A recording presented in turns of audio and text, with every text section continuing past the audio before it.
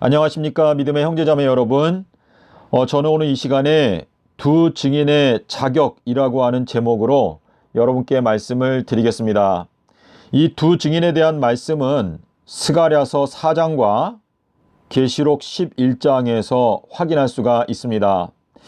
디모데전서 5장 19절에 보시면 장로에 대한 송사는 두세 증인의 증거가 없으면 받아주지 말라라고 하는 말씀이 있는데, 이 말씀은 신명기 17장 6절과 짝이 되는 말씀입니다.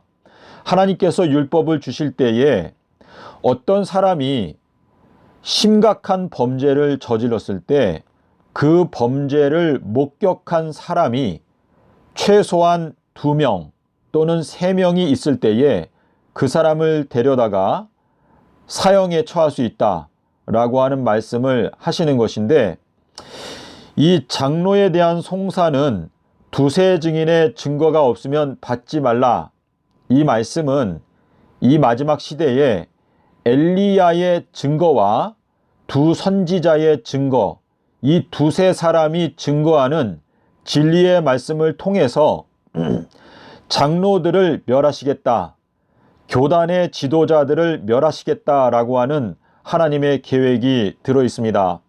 이사야서 9장 14절과 15절에 보시면 꼬리와 머리와 몸통을 하루에 멸하시겠다라고 말씀을 하시면서, 머리는 교회에서 존경받고 있는 장로들인데 그 장로들을 멸망시키기 위해서는 두세 증인의 증거가 필요한데, 이 두세 증인이 엘리야와 두 선지자를 말하는 것입니다. 계시록 9장 15절에서 하루에 이 땅 3분의 1을 멸하시겠다라고 하는 이 말씀이 성취가 되는 것은 엘리야와 두 선지자가 증거하는 마지막 심판의 기별을 통해서 현 기독교단을 심판하시고 그 심판받는 대상 중에서 교회의 장로들이 이제 멸망을 당하게 된다. 그래서 이사야서 9장 14, 15절에서 말씀하시기를 머리, 꼬리는 거짓말을 가르치는 선지자, 그리고 몸통은 이 인도하는 자들이 인도함을 받는 자들을 미혹하기 때문에 인도함을 받는 백성들이 전부 다 함께 멸망을 당하게 된다라고 기록하고 있습니다. 마태복음 18장 20절에서 두세 사람이 나의 이름으로 모인 곳에 나도 그들과 함께 있겠다라고 하는 이 말씀은 엘리야와 두 증인을 말하는 것이고, 그리고 2차적으로는 주님께서 70인의 제자를 보내실 때 둘씩 짝지어서 보내셨기 때문에 우리가 이 마지막 때 추수장에서 추수사업을 할 때 두 사람이 짝지어서 활동하도록 하나님께서 명령을 하셨습니다. 그래서 이 두 사람은 항상 두 증인의 사명을 감당하게 되는 것이고, 주님을 따르는 모든 주님의 일꾼들이 결국은 두 증인들이 되는 것입니다. 자, 그런데 이 두 증인이 계시록 11장에 나타나고 있는데, 이 두 증인이 될 수 있는 자격은 무엇인가? 여러분이나 저나 모두가 두 증인이 되는 것인데, 이 두 증인의 자격은 두 감람나무, 이 감람나무라고 하는 히브리어 단어는 시부월이라고 하는 이 단어와 어근이 같습니다.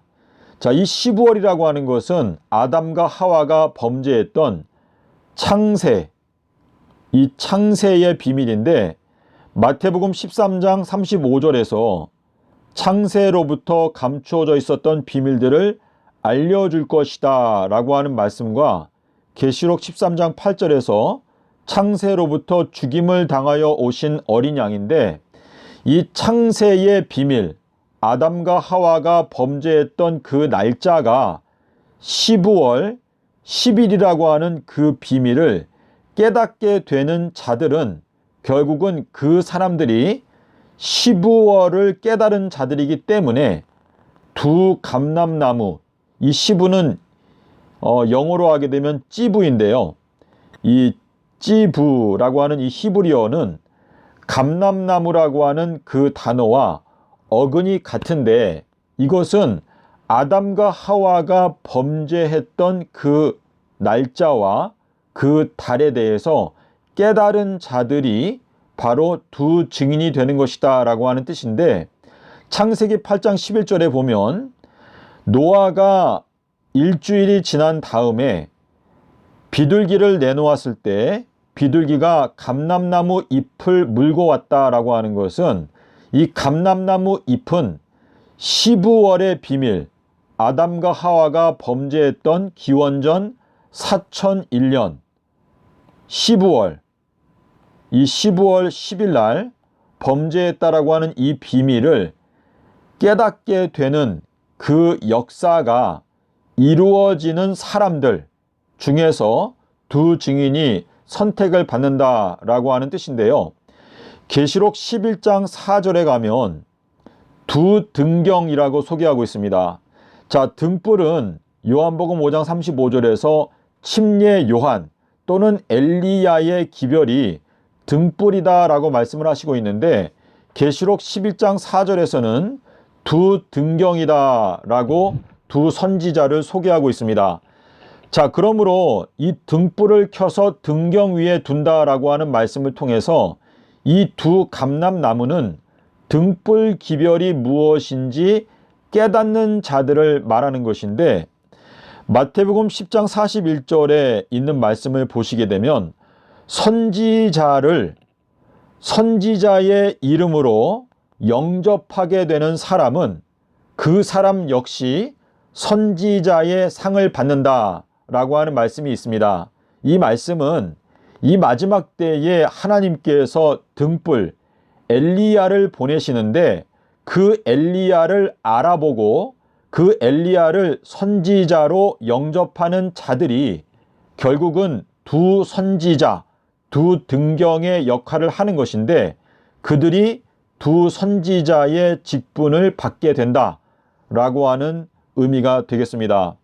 누가복음 18장 8절에 보면은요, 인자가 올 때에 세상에서 믿음을 보겠느냐라고 말씀하셨는데, 그 인자는 엘리야를 가리키는 것인데, 엘리야가 와도 엘리야를 믿는 사람이 없게 될 것이다 라는 것을 예수님께서 말씀하시는 것인데, 이 인자가 엘리야라고 하는 것은 마가복음 9장 12절과 13절의 말씀을 통해서 여러분께서 확인하시기를 바랍니다.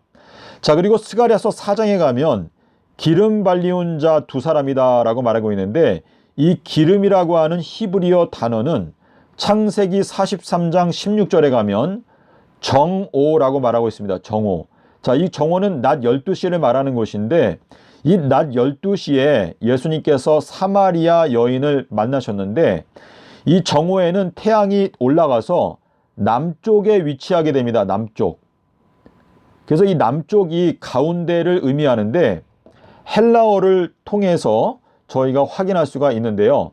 이 정오라고 하는 것은 정가운데를 말하는 것으로서 수요일 십자가 진리를 가리키고 있습니다. 창세기 43장 6절에서 요셉이 이제 형들과 식사를 하게 되었을 때, 내가 점심에 형들과 식사를 할 것이다 라고 말씀하셨는데, 예수님께서도 너희가 사람들을 초청할 때 오찬에 초청할 때라고 하는 말씀도 하셨거든요. 그래서 이 정오라고 하는 것은 남쪽을 뜻하고, 마태복음 12장에 보면 남방 여왕이 이 마지막 때에 이 세대를 정죄한다. 이것은 남방 여왕은 땅 끝에서 왔는데 지혜를 갈급하는 여자인데, 솔로몬의 지혜를 얻기 위해서 땅 끝에서 왔던 그 여자인데, 이 남쪽이라고 하는 것이 가운데를 의미합니다. 가운데. 자, 그리고 그래서 이 두 증인은요, 기름 발리운 자라고 하는 이 말씀은 뭐냐면, 예수님께서 수요일에 돌아가신 그 진리를 깨달은 자들이 두 증인으로 선택을 받게 된다라고 하는 의미인데, 자, 이 두 선지자의 입에서는 불이 나온다라고 말하고 있습니다. 근데 이 불이라고 하는 것은 예레미야 5장에 보시면 하나님의 말씀이 불이다라고 말씀하셨습니다. 그래서 이 두 선지자는 그들의 입에서 하나님의 말씀의 불이 나오는 자들을 말하는 것이고, 자, 욥기서 5장 21절에도 보면 혀의 채찍이라고 하는 표현이 나오는데요. 자, 이 채찍이라고 하는 것은 주님께서 공생애를 시작할 때 요한복음 3장에서 채찍으로 노끈으로 채찍을 만드셔서 장사하는 자들을 다 쫓아냈다. 그래서 이게 2023년도인데 우리가 주님으로부터 보냄을 받은 두 증인들인데, 저희들의 입에서 하나님의 말씀이 나오게 되면 그것은 결국 우리들의 입에서 불이 나오게 되는 것을 의미하는 것입니다.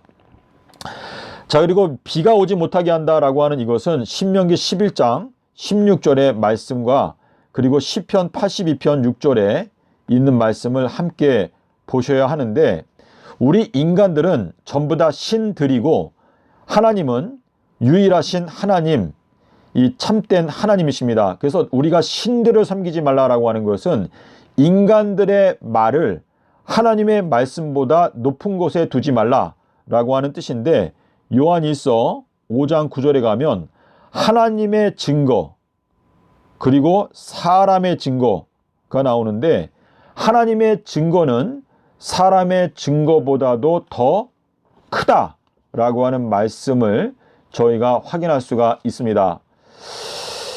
자, 그리고 물을 변해서 피가 되게 한다라고 하는 말씀이 이제 나오는데요. 제가 지금 확인하려고 하는 것은 요한일서 5장 9절이 맞는지를 좀 확인하려고 하는 건데요. 예, 맞습니다. 자, 물을 변하여서 피가 되게 한다라고 하는 이 말씀은 출애굽기 4장 9절에 보시면 나일강의 물을 떠다가 육지에 쏟았을 때 피가 된다라고 하는 말씀이 있는데, 이 육지라고 하는 요 단어는 창세기 1장 9절에 보면 제3일에 하나님께서 육지를 창조하셨습니다. 그래서 이 물을 떠다가 제3일이라고 하는 이 진리에다가 붓게 되니까 물이 피로 변한다라고 하는 이 말씀은 이 제3일의 비밀을 말하는 것인데, 제3일은 예수님께서 부활하셨던 아비벌 18일을 말하는 것이죠. 그리고 이 아비벌 18일은 서기 3030년을 말하는 것인데, 이 3030년에 지옥불 심판이 있습니다. 그래서 이 물을 육지에 쏟아붓는다라고 하는 이 말은 이 제3일, 이 제3일의 진리에다가 물을 쏟아 붓는다 라고 하는 의미가 되겠습니다. 글쎄요, 제가 하여튼 이 부분은 좀 더 다듬어야 될 것 같은데, 요나서에 보게 되면 요나가 바다에 있다가 육지에 쏟아진 거, 이 육지가 제3일이지 않습니까? 요나가 땅속에서 물고기 뱃속에서 삼낮삼밤을 지내고 그 다음에 육지에 쏟아졌는데, 이 육지를 창조하신 날짜가 제3일입니다.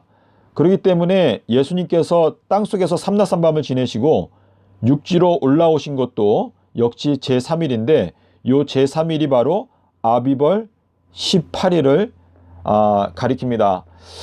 제가 오늘 이 두 증인에 대해서 여러분께 말씀을 드렸는데요. 제가 이 말씀을 좀 더 다듬어서 이제 확실하게 두 증인이 될 수 있는 자격은 어떠한 것인지 구체적으로 말씀을 드리려고 하는 것인데, 제가 분명하게 말씀드릴 수 있는 것은 이 계시록 11장 3절에 보게 되면 내가 나의 두 증인에게 권세를 주리니 라고 말할 때, 이 내가라고 하는 것은 엘리야의 영을 말하는 것입니다.